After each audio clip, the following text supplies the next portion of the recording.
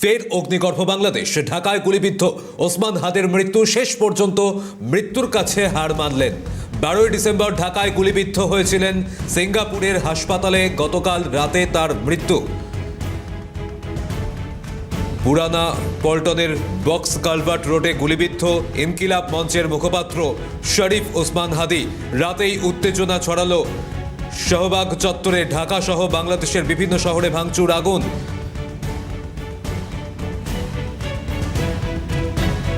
ফের অগ্নিগর্ভ বাংলাদেশ। ঢাকায় গুলিবিদ্ধ ওসমান হাদির মৃত্যু, শেষ পর্যন্ত মৃত্যুর কাছে হার। 12 ডিসেম্বর ঢাকায় গুলিবিদ্ধ হয়েছিলেন। সিঙ্গাপুরের হাসপাতালে গতকাল রাতে মৃত্যু হয়। পুরানা পল্টনের বক্স কালভার্ট রোডে গুলিবিদ্ধ ইনকিলাব মঞ্চের মুখপাত্র শরীফ ওসমান হাদি। রাতেই উত্তেজনা ছড়ায় শাহবাগ চত্বরে। ঢাকা সহ বাংলাদেশের বিভিন্ন শহরে ভাঙচুর, আগুন। গত কয়েকদিন ধরেই বাংলাদেশে যেভাবে আবার নতুন করে উত্তেজনা ছড়িয়েছে, পরিস্থিতি উত্তেজনাপূর্ণ। সেনাবাহিনী মোতায়েন করা হয়েছে। শরীফ ওসমান হাদির মৃত্যুতে যতই সময় গড়াচ্ছে, ক্ষোভের আগুন সঞ্চার হচ্ছে। এর মধ্যে বৃহত্তম দুটি সংবাদ মাধ্যমের অফিস ভাঙচুর হয়েছে। আর এর মধ্যে আরও একটি খবর, 12 ডিসেম্বর ঢাকায় গুলিবিদ্ধ হয়েছিলেন ওসমান হাদি। তার মৃত্যু, সিঙ্গাপুর হাসপাতালে গতকাল রাতে মৃত্যু। অগ্নিগর্ভ বাংলাদেশ। বিভিন্ন জায়গায় জায়গায় অগ্নিগর্ভ পরিস্থিতি আমরা দেখতে পাচ্ছি। বিক্ষোভ নতুন করে আবারও ছড়াচ্ছে, উত্তেজনাপূর্ণ পরিস্থিতি। সেখানে সেনাবাহিনী মোতায়েন করা হয়েছে। শরীফ ওসমান হাদির মৃত্যুতে ক্ষোভের আগুন। বৃহত্তম দুটি সংবাদ মাধ্যম, তাদের অফিসে ভাঙচুর চালানো হয়েছে। অগ্নিসংযোগের মতন ঘটনা ঘটেছে, সেই ছবি আপনাদের দেখাচ্ছি।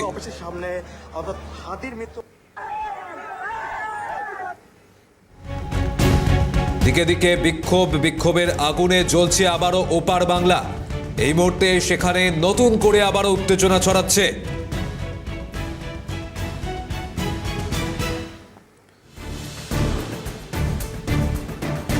ইতিমধ্যেই একদিকে যখন অগ্নিগর্ভ বাংলাদেশ, খুলনায় সাংবাদিককে গুলি করে খুনের অভিযোগ। সাংবাদিক ইমদাদুল হককে খুন করা হয়েছে বলে জানা যাচ্ছে। জানা যায় গুরুতর জখম দেবাশিস বিশ্বাসও। খুলনায় সাংবাদিককে গুলি করে খুনের অভিযোগ এই মুহূর্তে সামনে আসছে। অর্থাৎ এই মুহূর্তে যেভাবে অগ্নিগর্ভ পরিস্থিতি ওপার বাংলাতে, আবারও এক সাংবাদিককে খুনের অভিযোগ। খুলনায় সাংবাদিককে গুলি করে খুন। সাংবাদিক ইমদাদুল হক মিলনকে খুন করা হয়েছে, গুলি করে খুনের অভিযোগ সাংবাদিক ইমদাদুল হককে। জানা যায় গুরুতর জখম হয়েছেন দেবাশিস বিশ্বাসও। এভাবে নতুন করে আবারও উত্তেজনা ছড়াচ্ছে দিকে দিকে ওপার বাংলাতে। শরীফ ওসমান বিন হাদির মৃত্যুতে উত্তাল বাংলাদেশ। দিকে দিকে অগ্নিগর্ভ পরিস্থিতি। ইতিমধ্যে আমরা দেখতে পেয়েছি বাংলাদেশের হাই কমিশন, সেখানেও কিন্তু বিক্ষোভ দেখানো হয়। এবং গতকালও সেখানে বিক্ষোভ দেখা কট্টরপন্থীরা, তারা হুঁশিয়ারি দিয়েছিল যে এই পরিস্থিতিতে যত দ্রুত সম্ভব এই পরিস্থিতি মোকাবিলা করতে হবে এবং শেখ হাসিনার প্রত্যার্পণ চান তারা। যদি না হয় পরবর্তীতে কমিশনের ভিতরে ঢুকেও তারা বিক্ষোভ প্রদর্শন করবেন, এই হুঁশিয়ারি দিয়েছিলেন। এর মধ্যেই যত সময় গড়াচ্ছে, আবারও নতুন করে উত্তেজনা ছড়াচ্ছে বাংলাদেশের বিভিন্ন প্রান্তে। শরীফ ওসমান বিন হাদির মৃত্যুতে এভাবে উত্তাল বাংলাদেশ। এবার এক সাংবাদিককে গুলি করে খুনের অভিযোগ সামনে আসছে। সাংবাদিক ইমদাদুল হক মিলনকে খুন করা হয়েছে, গুলি করে খুন করা হয়েছে ইমদাদুল হক মিলনকে। জানা যায় গুরুতর জখম হয়েছেন দেবাশিস বিশ্বাসও।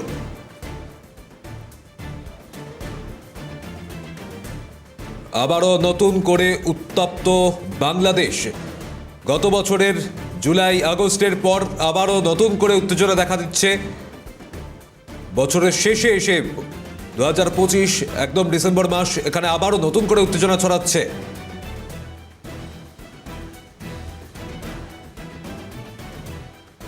এবং আপনাদের যেমনটা জানাচ্ছিলাম, যেভাবে অগ্নিগর্ভ পরিস্থিতি, সেখানে দুটি সংবাদ মাধ্যমের অফিসে ভাঙচুর চালানো হয়েছে। বৃহত্তম দুটি সংবাদ মাধ্যমের অফিস, সেখানে ভাঙচুর চালানো হয়। অগ্নিসংযোগের মতন ঘটনা ঘটে এবং এক সাংবাদিক, তাকেও গুলি করে খুন করা হয়েছে। দেবাশিস বিশ্বাস নামে আরও একজন, তিনি গুরুতর জখম অবস্থায় হাসপাতালে চিকিৎসাধীন। ফের অগ্নিগর্ভ। এভাবেই বাংলাদেশ উত্তেজনা ছড়ালো শাহবাগ চত্বরে। ঢাকা সহ বাংলাদেশের বিভিন্ন শহরে ভাঙচুর, পাশাপাশি বিভিন্ন জায়গায় সেখানে বিক্ষোভের ছবি দেখতে পেয়েছি। শরীফ ওসমান বিন হাদির মৃত্যুতে উত্তাল বাংলাদেশ। ইন্ডিয়ান অ্যাসেসমেন্ট হাই কমিশনের বাইরেও বিক্ষোভ প্রদর্শন জানা যায়। সেখানে ছবি দেখতে পেয়েছি আমরা, সেই ছবি দেখাচ্ছি আপনাদের। ইন্ডিয়ান অ্যাসিস্ট্যান্ট হাই কমিশনের বাইরে বিক্ষোভ, আওয়ামী লীগ ও ভারত বিরোধী স্লোগানে উত্তাল। আবারও নতুন করে ভারত বিদ্বেষ, সেখানে সেই ছবি দেখাচ্ছি আপনাদের। বাংলাদেশের ইন্ডিয়ান অ্যাসিস্ট্যান্ট হাই কমিশনের বাইরেই বিক্ষোভ প্রদর্শন। অন্যদিকে বৃহত্তম দুটি সংবাদ মাধ্যমের বাইরে সেখানে অগ্নিসংযোগ, অফিসে ভাঙচুর চালানো হয়, এমনকি এক সাংবাদিক তাকে গুলি করে খুন করা হয়েছে, সেই ছবিও সামনে আসে।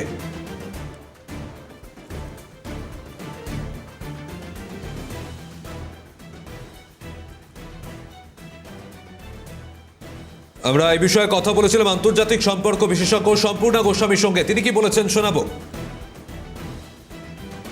বাংলাদেশে হয়েছে এটা কোনো প্রোটেস্ট না, স্পষ্ট ভাষায় এটা এটা গুন্ডা রাজ হচ্ছে বাংলাদেশে। এবং যে বাংলাদেশের ছাত্র আন্দোলন বা যার যার হত্যা হওয়ার কারণে যে প্রোটেস্ট শুরু হয়েছে, আমরা যদি দেখি যে কোনোভাবেই সেই ছাত্র আন্দোলন, অগাস্ট মাসের ছাত্র আন্দোলন ডেমোক্রেটিক ছিল না। কারণ যদি ডেমোক্রেটিক হতো, পিসফুল হতো, তাহলে তার প্রতিফলন হিসাবে আজকের দিনটা বাংলাদেশকে দেখতে হতো না। এই যেখানে ফ্রিডম অফ প্রেস নেই, ব্যক্তি স্বাধীনতা নেই এবং অন্যান্য রাজনৈতিক আদর্শের কোনো স্বাধীনতা নেই, সেটার পুনরাবৃত্তি কিন্তু আমরা এই আন্দোলনের মাধ্যমেও দেখতে পাচ্ছি। এবং আমার মনে হয় যে যেভাবে ভারতীয় দূতাবাসের ওপর কালকে সামনে যে প্রোটেস্ট হয়েছে, তাতে একটা বিষয় নিশ্চিত যে ভারত বাংলাদেশের চিরতরের যে সম্পর্ক, সে সম্পর্কে কিন্তু তীর ধরবে। পাশাপাশি আপনাদের শোনাবো আন্তর্জাতিক সম্পর্ক বিশেষজ্ঞ দেবাশিস নন্দী, তিনি কি বলেছেন। শেখ হাসিনার যে নির্বাচন ভারতবর্ষে হয়েছিল প্রায় 1.5 বছরের বেশি সময় ধরে পেয়েছি জামাতে ইসলাম এবং নিষিদ্ধ ইসলামিক জঙ্গি সংগঠনগুলোর ভারত বিরোধিতা। কখনো তারা ভারতের উত্তর পূর্ব অংশকে তারা বিচ্ছিন্ন করে দেবে বলছে, দখল করে নেবে কলকাতাকে, আর কখনো ভারতই তাদের অশান্তির জন্য দায়ী বলে তারা দাবি করছেন, রাস্তাঘাটে মিছিল করছেন। অর্থাৎ একটা anti Indian force led by Pakistan তারা করছেন। গতকালের যে ঘটনা সেটা সব কিছুকে ছাড়িয়ে গিয়েছে। ডিপ্লোম্যাটিক ইউনিটি বলে একটা কথা আছে, ডিপ্লোম্যাটদের যে অব্যাহতি পাওয়ার অধিকার, তাদের উপর আক্রমণ করা যায় না, দূতাবাসকে আক্রমণ করা যায় না, সেটা আন্তর্জাতিক আইনে সেটা লিখিত রয়েছে। তারা যেভাবে ভারতের বিরোধিতা করছে, ভারতকে নিন্দা করছে, সেটা সত্যি সহ্যের সীমানা ছাড়িয়ে যাচ্ছে। ডিপ্লোম্যাটিক্যালি, আমি যুদ্ধে যাওয়ার কথা বলছি না, ডিপ্লোম্যাটিক্যালি চাপ দেওয়া দরকার ও আন্তর্জাতিক মহলেও ভারত সঙ্গে সোচ্চার হওয়া উচিত। এই মুহূর্তে আমাদের সঙ্গে রয়েছেন আন্তর্জাতিক সম্পর্ক বিশেষজ্ঞ দেবাশিস নন্দী। দেবাশিস বাবু, আপনাকে স্বাগত ক্যালকাটা নিউজে। যেখান থেকে যে পরিস্থিতি আমরা দেখতে পাচ্ছি গত কয়েকদিনে, সেখানে যেভাবে নতুন করে আবার ওপার বাংলায় উত্তেজনা ছড়াচ্ছে, আজও একই ছবি বিভিন্ন প্রান্ত থেকে সামনে আসছে, কি বলবেন এই পরিস্থিতিতে? সামনেই সেখানে নির্বাচন রয়েছে। সত্যি পরিস্থিতি খুবই সংকটজনক বাংলাদেশে। সেটা শুধু বাংলাদেশের সাধারণ মানুষ, গণতন্ত্রকামী মানুষ, তাদের জন্য নয়, আমাদের ক্ষেত্রেও উদ্বেগজনক। কারণ হচ্ছে বাংলাদেশে যখন কোনো ঘটনা ঘটে, একদিকে তো অনুপ্রবেশ ঘটে, পাশাপাশি নিরাপত্তার ব্যাপার, আর একটা পাশাপাশি ডিপ্লোম্যাটিক যে ইস্যুটা, সেটা হচ্ছে ভারত কিভাবে হ্যান্ডেল করবে। অর্থাৎ ভারতের যে দীর্ঘদিনের হাই কমিশন রয়েছে, ঢাকা কেন পুরনো হাই কমিশন, অন্যান্য পুরনো দূতাবাসগুলোর মধ্যে একটা, সেটাতে আক্রান্ত হয়েছে, মানে সেই আক্রান্ত হয়ে পাশাপাশি দূতাবাসের যে যারা ডিপ্লোম্যাট রয়েছে তাদেরকে হুমকি দেওয়া হয়েছে। অর্থাৎ এটা আন্তর্জাতিক আইনে ডিপ্লোম্যাটিক ইউনিটি সম্পর্কে যে মানে লিখিত রয়েছে তার পরিপন্থী, এবং এই ঘটনা নিয়ন্ত্রণের বাইরে চলে এসেছে। কারণ বিগত 1 বছর ধরে আমরা যেটা দেখছি ঢাকার যে ডেভেলপমেন্ট, সেই ডেভেলপমেন্টে দুটো জিনিস, একটা হচ্ছে ভারত বিরোধিতা, আর একটা হচ্ছে সাম্প্রদায়িক শক্তি বা ধর্মান্ধ শক্তিগুলোর উত্থান। এখন এই দুটোকে ভারত কিভাবে ট্যাকেল করার চেষ্টা করছে। একটা হচ্ছে ডিপ্লোম্যাটিক মেজার্স, অর্থাৎ ভারত বারবার বার্তা দিচ্ছে যে আমরা কিন্তু এগুলো সহ্য করবো না। এবং কিছুদিন আগে বাংলাদেশের যে একজন উচ্চস্তরীয় আধিকারিক এসেছিলেন গত মাসে, তাকেও কিন্তু এই বার্তা দেওয়া হয়েছিল। তিনি কোনো বিশেষ চেম্বার অফ কমার্সে মানে বিশেষ বৈঠকে, মানে অর্থনৈতিক উপদেষ্টা এসেছিলেন দিল্লিতে, তাকে কিন্তু বুঝিয়ে বার্তা দিয়েছেন। জয়শঙ্করও বলেছিলেন যে আপনারা সমঝে চলুন, এই ক্রমাগত ভারত বিরোধিতা কিন্তু আমরা সহ্য করবো না।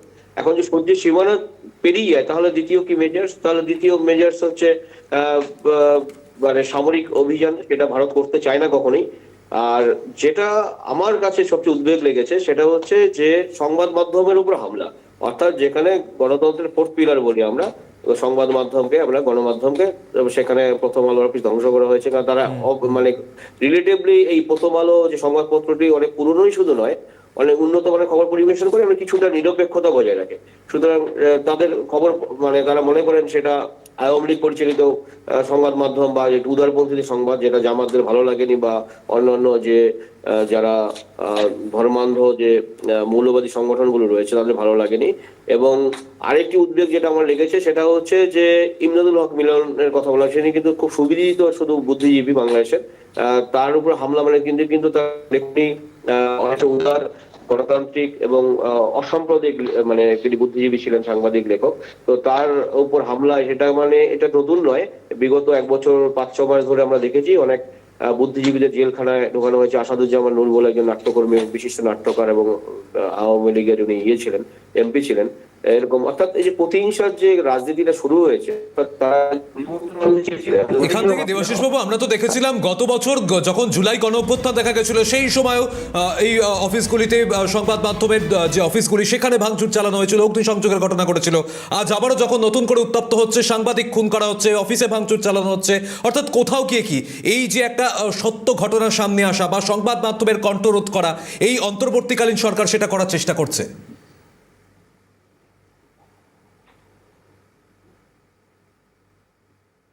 হ্যাঁ, দেখুন, এটা উদ্বেগের আমরা ঠিকই বলেছেন আপনি। অর্থাৎ 2024-এর 5 আগস্টের পর আমরা ইন্ডিকেট দেখেছিলাম বিভিন্ন সংবাদ মানে ভিজুয়াল মিডিয়া, যেটা 71 টিভি, 21 টিভি, এই যে গুরুত্বপূর্ণ টিভি চ্যানেলগুলো যেটা একটু প্রো গভর্নমেন্ট ছিল বা একটু উদার ছিল, তাদের উপর ভাঙচুর করা হয়েছিল। পরে এবং মিরপুরে যে ওদেরকে মেট্রো স্টেশন ভাঙচুর করে দেওয়া হয়েছিল। বাংলাদেশের টিভি, বিটিভি, বাংলাদেশ যে সরকারি টিভি চ্যানেল, সেটা ভাঙচুর করা হয়েছিল। অনেক নথি নষ্ট করা হয়েছিল এবং বাংলাদেশের যে গোপন যে গুরুত্বপূর্ণ নথিগুলো যেখানে থাকে, স্টোর করা থাকে, সেই আর্থিক যে নথিপত্র সেখানে জ্বালিয়ে দেওয়া হয়েছিল। অর্থাৎ বাংলাদেশের যে পুরো ইতিহাসটা সেটা বদলে দেওয়ার জন্যই চক্রান্ত ছিল এবং তারা বদলাতে চেষ্টা করছে। যেই জাতি নিজের ইতিহাসকে মনে রাখে না, সেই জাতি তো ধ্বংসের পথে যাবেই। অর্থাৎ দেখবেন কোন উচ্ছৃঙ্খল জাতি ধ্বংস হয়ে যায়। অর্থাৎ এই বাংলাদেশের যে যারা কতিপয়, আমি বলছি এটা সারা বাংলাদেশের চিত্র, এই চিত্রটা হচ্ছে যারা হয়তো 15-20% ম্যাক্সিমাম হতে পারে, আমি যদি ধরেই নিই, যারা যারা এই শক্তিটা বাংলাদেশের পার্লামেন্টে তারা কখনো 15টার বেশি সিট পায়নি জামাত ইসলাম, 300 আসন বিশিষ্ট বাংলাদেশের যে মানে সংসদ, তারা যদি এখন দেশ চালনা করতে চায়, যাদের কাছে জনসমর্থন নেই, কিছু কিছু নির্দিষ্ট পকেটে যেখানে উগ্র মৌলবাদী লোকজন থাকেন, তাদের ভোট ব্যাংকে তারা বলিয়ান, তো তারা যদি এন্টার বাংলাদেশের ক্ষমতাভার নেয়, তাহলে এন্টার বাংলাদেশের যে নেচার চেঞ্জ হবে। তারা গণভোটের আয়োজন করতে চাইছে ইলেকশনের দিন ফেব্রুয়ারিতে। অর্থাৎ এই গণভোট যদি হয়, গণভোট আদৌ হবে কিনা, যদি প্রহসনের মাধ্যমে হয় গণভোট, তাহলে তারা সংবিধান পরিবর্তন করে সেকুলারিজম শব্দটা তো মুছে গেছে আগেই। এখন যেটুকু মানে সংখ্যালঘুদের বা ধর্মনিরপেক্ষ মানুষদের অস্তিত্ব ছিল, তারা বিলীন হয়ে যাবে এবং বঙ্গবন্ধুর যে অবদান, প্রথম সংবিধান বাংলাদেশের, বঙ্গবন্ধুর সময় তৈরি সেকুলার এবং ইনক্লুসিভ কনস্টিটিউশন, সেই কনস্টিটিউশনের খুব বিউটি ছিল যে সবাইকে ইনক্লুড করা, সংবিধানে অধিকার দেওয়া, সেটা নষ্ট হয়ে যাবে। সুতরাং এন্টার বাংলাদেশ কিন্তু আগামী দিনে একটা ভোলাটিলিটির মধ্যে পড়তে চলেছে, অলরেডি শুরু হয়ে গেছে।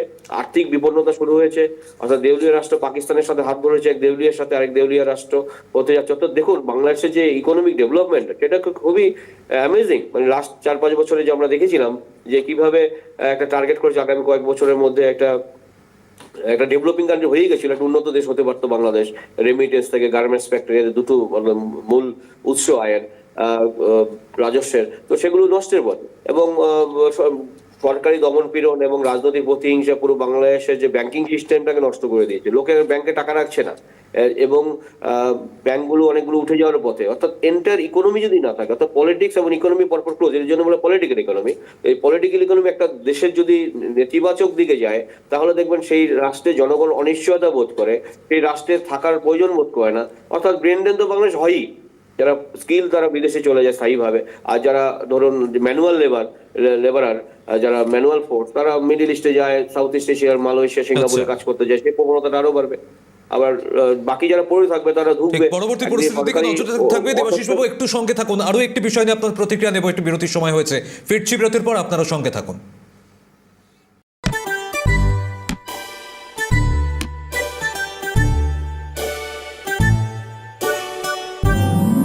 কালার সর্টার দিয়ে প্রস্তুত গণেশ পিওর সুজি, পিউরিটির এমন টেস্ট যে জাস্ট উড়ে যাবেন। Jack Olive Oil, Eastern India's largest selling Ayurvedic herbal body oil, created by late Roshamoy Das Ayurveda Ratna, creator of Jack Olive Oil brand. Yes, it is my creation, Jack Olive Oil Herbal Body Oil. Life long learning আমার জন্য বা একজন শিক্ষকের জন্য is very easy, কারণ ছাত্ররা হাজারটা জিনিস শিখবে, এটা কিছুটা করবে ওটা কিছুটা করবে করে আলটিমেটলি দিশাটা পাবে। স্টুডেন্টসদের সাথে যদি আজকে না ডিসকাস করি, তাদের কাজ না দেখি, তাদের সাথে ইন্টারাক্ট না করি, তাহলে আমি কি করে তাকে তৈরি করব for a world. Mobile phone টেকনোলজিটাও আস্তে আস্তে আস্তে আস্তে সবার হাতের মধ্যে চলেছে, সুতরাং এডুকেশনটাকেও এখন আগের ট্র্যাডিশনাল চিন্তাভাবনার বাইরে বেরিয়ে দেখতে হবে। এডু ট্রেন্ডস দেখুন ক্যালকাটা নিউজে প্রতিদিন সন্ধে 6:20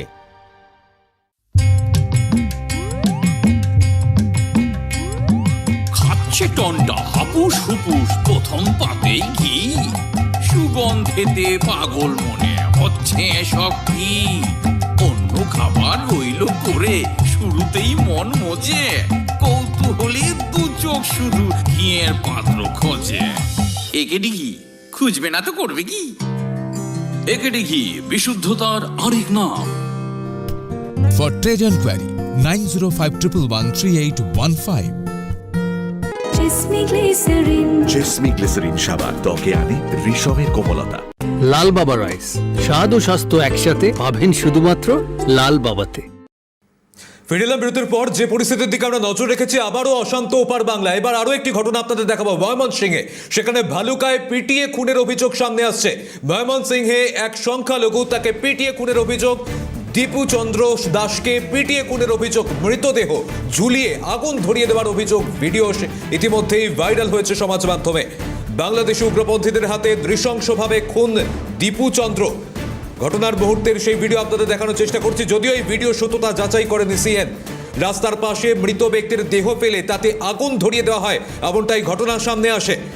আমাদের সঙ্গে আন্তর্জাতিক সম্পর্ক বিশেষজ্ঞ দেবাশিস নন্দী রয়েছেন। দেবাশিস বাবু, এর আগেও আমরা দেখতে পেয়েছি, এখনো আবার ঠিক একই ঘটনা হচ্ছে ওপার বাংলাতে। বারবার সংখ্যালঘুরা তারা টার্গেট হচ্ছেন, আবারও এরকম একটা নৃশংস ঘটনা সামনে এলো, কি বলবেন?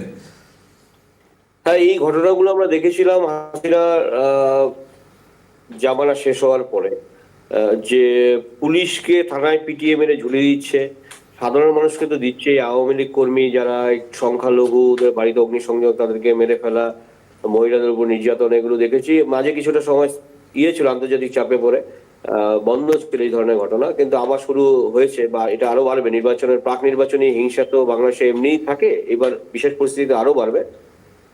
সুতরাং এটা কিন্তু শুধু ভয়ের একটা, শুধু আমি বলছি রাজনৈতিক হত্যা তো একটা রয়েছে, আরেকটা হচ্ছে যে সামাজিক নিরাপত্তার অভাব একটা ইস্যু, আরেকটা হচ্ছে যে গণতন্ত্রকামী এবং যারা সংখ্যালঘু তাদের উপর হামলা। সুতরাং এটা আগামী দিনে বাংলাদেশের যে হিউম্যান রাইটস ভায়োলেশনের যে দায় বাংলাদেশকে নিতেই হবে। ৭১-এর যেমন গণহত্যার দায় এড়াতে পারেনি যারা জড়িত ছিল, এই জেনোসাইড এটাও এড়াতে পারবে না। এবং ইউনিট সরকারকে কিন্তু এই জন্য জবাব দিতে হবে, কারণ কোনো স্বৈরাচারী কিন্তু মুক্তি পায়নি। ইতিহাস দেখা যায়, জিয়াউল হক থেকে শুরু করে সাদ্দাম হোসেন, এবং এখানে এরশাদ, হোসেন মোহাম্মদ এরশাদ বাংলাদেশের, অর্থাৎ এই যে হোসেন মোহাম্মদ এরশাদের যে পরিণতি হয়েছিল, ইউনিসের পরিণতি কিন্তু আরো বাজে হবে বলে আমার মনে হয়। এবং তিনি কিন্তু নীরবে সহ্য করছেন। তিনি যদি একজন সাধারণ রাজনৈতিক ব্যক্তিত্ব হতেন, আমি ভাবতাম দক্ষিণ এশিয়ার যে পলিটিক্যাল কালচার, এরকম নৃশংস রাজনীতিবিদ এসছে দক্ষিণ এশিয়াতে, কিন্তু তিনি একজন ইকোনমিস্ট, নোবেল লরিয়েট। তার কাছ থেকে যে সুশাসন আশা করেছিল, সমতার নীতি আশা করেছিল, পিসফুল কোএক্সিস্টেন্সের একটা অবস্থান মানুষ আশা করেছিল, সেটা কিন্তু তার দেখা তো যায়নি। উপরন্তু তিনি প্রশ্রয় দিয়েছেন এই যে অপরিণত ছাত্র নেতা যারা দেশ চালাচ্ছেন, যাদের কোটা ছাত্র আন্দোলনের নামে তারা রাজনৈতিক দখলদারিতে বিশ্বাসী, এবং তাদের যে জীবনযাত্রা, তাদের যে হুমকি, তাদের যে মানে বক্তৃতা, সেগুলোতে উঠে আসে যে কতটা উগ্র মানুষজন, মানে নেতৃবর্গ, অপরিণত নেতৃবর্গ বাংলাদেশ চালাচ্ছেন। সুতরাং তাদের প্রতি তিনি কিন্তু দরাজ হস্তে, এবং তাদের কিন্তু শাসন করছেন না, তাদের কোনো শাস্তির ব্যবস্থা করছে। সুতরাং এই যে আজ যারা বাংলাদেশকে কোথাও গিয়ে প্রচন্ড মদত দিচ্ছে অন্তর্বর্তী সরকার। দেবাশিস বাবু, একটু বিরত করছি, সঙ্গে থাকুন, আপনার কাছে আসবো, কিন্তু এখান থেকে আপনাদের একটু শোনানোর চেষ্টা করব অন্তর্বর্তী সরকারের প্রাক্তন উপদেষ্টা মাহফুজ আলম, তিনি ঠিক কি বলছেন। শুনতে হবে বাংলাদেশের জনগণের কথা। ভারতের এই ব্যাকয়ার্ডে এই 18 কোটি মানুষের সাথে আপনারা যদি মনে করেন খেল তামাশা করবেন, আপনারা যদি মনে করে থাকেন আপনারা বাংলাদেশের ভিতরে ঢুকে এই দেশের সূর্য সন্তানদেরকে হত্যা করে পার পেয়ে যাবেন, তাহলে আমরা বলবো আমাদের যেরকম গুম হারাম হয়েছে আপনাদেরও গুম হারাম হবে। আমি এখান থেকে আবারও ফিরে যাবো, দেবাশিস বাবু রয়েছেন আমাদের সঙ্গে। দেবাশিস বাবু, এই যে প্রতিক্রিয়া আমরা শুনলাম বা যে মন্তব্য আমরা শুনলাম, একটা মানে বক্তব্যের মধ্যে থেকে একটা স্পষ্ট যে তীব্র ভারত বিদ্বেষ, অর্থাৎ কোথাও গিয়ে কি এখানে একটা বিদেশি মদত যেখানে এই ভারত বিদ্বেষকে আরো তীব্রতর জায়গায় নিয়ে যাওয়ার একটা চেষ্টা করছে এবং বাংলাদেশ সেই ফাঁদে পা দিচ্ছে, কি মনে করছেন? এই প্রশ্নের উত্তরে একটু যদি একটু অতীতে ফিরে যাই, এই যে যারা জামাত দল প্রতিষ্ঠিত হয়েছিল অনেক আগে, বাংলার স্বাধীনতার অনেক আগে, এবং আব্দুল আল্লাহ মওদুদি ছিলেন বাংলাদেশ পাকিস্তানে, যিনি সাম্প্রদায়িক ছিলেন, উগ্র ধর্মান্ধ ছিলেন, তার প্রভাবে পূর্ব পাকিস্তানে এই জামাতপন্থী যারা ছিলেন এবং তারা রাজাকার বলে পরিচিত ছিল স্বাধীনতা যুদ্ধের সময়, এরা একদিকে বাংলাদেশকে ধ্বংস করতে চেয়েছিল, অর্থাৎ বাংলাদেশ স্বাধীনতা চায়নি, এখনো চায় না, তখনও চাননি, এখনো চান না। এবং আরেকটা হচ্ছে পাকিস্তানের সেই প্রক্রিয়া কিন্তু চলছিল থ্রু ISI এবং মধ্যপ্রাচ্যের কিছু ধর্মান্ধ যে গ্রুপ আছে তারা ফান্ডিং করছে মানে অবৈধ মাদ্রাসাগুলোকে, অর্থাৎ সেটা আগে চাপে ছিল আছে শেখ হাসিনার যে অনুশাসন বা তার যে ল অ্যান্ড অর্ডারের জন্য, বিচার বিভাগের সক্রিয়তার জন্য তারা মাথাচাড়া দিয়ে উঠতে পারেনি, আন্ডারগ্রাউন্ডে ছিলেন, তারা মাথাচাড়া দিয়ে উঠছেন, জেল ভেঙে বেরিয়ে এসেছেন। একটু সঙ্গে থাকুন, এই মুহূর্তে সাংবাদিক বৈঠকে বিজেপির রাজ্য সভাপতি শ্রমিক ভট্টাচার্য, নজর রাখবো। স্বপ্নকে বাস্তবায়িত করতে পারে। আজকে তার সভায় যোগদান করুন। যারা প্রান্তিক মানুষের জন্য লড়াই করছেন, বলছেন 100 দিনের কাজ নিয়ে, তারা ধর্ণা দিচ্ছেন, উদ্দেশ্য একটাই, লুটের অধিকারকে স্বীকৃতি করার জন্য। সরকার নিজে স্বীকার করেছেন। আমি আবারও ফিরে যাবো, আমাদের সঙ্গে আন্তর্জাতিক সম্পর্ক বিশেষজ্ঞ দেবাশিস নন্দী রয়েছেন। দেবাশিস বাবু, যে বিষয় নিয়ে আপনার সঙ্গে কথা হচ্ছিল যে বাংলাদেশের এই মুহূর্তে যে পরিস্থিতি, ঠিক কোন দিকে মন নিচ্ছে এটা? বাংলাদেশের পরিস্থিতি আমার মনে হয় নিয়ন্ত্রণের বাইরে চলে যাচ্ছে এবং ভবিষ্যতে এই প্রবণতা আরো বাড়বে, এবং সেখান থেকে কিন্তু নিয়ন্ত্রণ করার কোনো আমি সম্ভাবনা দেখছি না বাংলাদেশের তরফ থেকে। সামরিক বাহিনীও তো নিষ্ক্রিয় হয়ে গিয়েছে এখন, তারা মনে হয় অনেকটা হতাশ হয়ে গিয়েছে। তদারকি সরকারের নির্দেশ ছাড়া তো তারা যদি কোনো কাজ করে তার মিলিটারি কু করতে হবে, সেটা কু করতে চাইছেন না ওয়াকারুজ্জামান। মানে তাহলে কি মনে করছেন যে এই যে আগামীতে ফেব্রুয়ারিতে যে সংসদ নির্বাচন হওয়ার কথা রয়েছে, সেই নির্বাচন করেও তাহলে কোনো লাভের লাভ হবে না? লাভের লাভ হবে না। প্রথমত নির্বাচন হবে কিনা আমি যথেষ্ট সন্দিহান। আর যদি হয়ও, নির্বাচনে দেখবেন সাধারণ মানুষ যারা মানে ঠিক মানে গণতান্ত্রিক সরকার গঠন করতে চায়, ধর্মনিরপেক্ষ বা একটু উদার, তারা পারবে না। অথচ সেই আওয়ামী লীগ যে করতো সে তো নির্বাচন থেকে বহিষ্কৃত প্রক্রিয়া থাকে। তো বিএনপি কম্পারেটিভ, যদিও জামাতের বন্ধু বিএনপি, কিন্তু তারপরে কম্পারেটিভ ভালো, কিছুটা চক্ষু লজ্জা রয়েছে, তারা অতটা জামাতের মতো করতে পারবে না। কিন্তু তারাও যদি আসে তাও হলো মন্দের ভালো, কিন্তু শুধু জামাত আসে আর যে নতুন যে দল গঠিত হয়েছে এই তরুণদের নিয়ে, সেটা আরো ভয়াবহ। সুতরাং আমার মনে হয় ভারতের নতুন কিছু মেকানিজম ভাবা দরকার, না হলে যদি তারা আসে ভারতের কিন্তু উদ্বেগের সমস্যা রয়েছে। অর্থাৎ এই মুহূর্তে একটা ভারতের কড়া অবস্থানের প্রয়োজন। অনেকটা বিষয়, অনেক গুরুত্বপূর্ণ বিষয় আপনি তুলে ধরলেন। এখান থেকে আপনাকে ধন্যবাদ জানাচ্ছি, কারণ দেবাশিস বাবু আলোচনার সময় শেষ হয়েছে। অনেক ধন্যবাদ। আন্তর্জাতিক সম্পর্ক বিশেষজ্ঞ দেবাশিস নন্দী ছিলেন আমাদের সঙ্গে।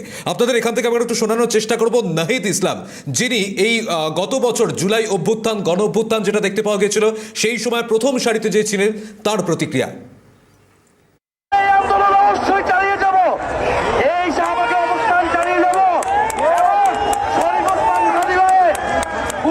ফেরত না পর্যন্ত আমাদের আন্দোলন চলমান থাকবে।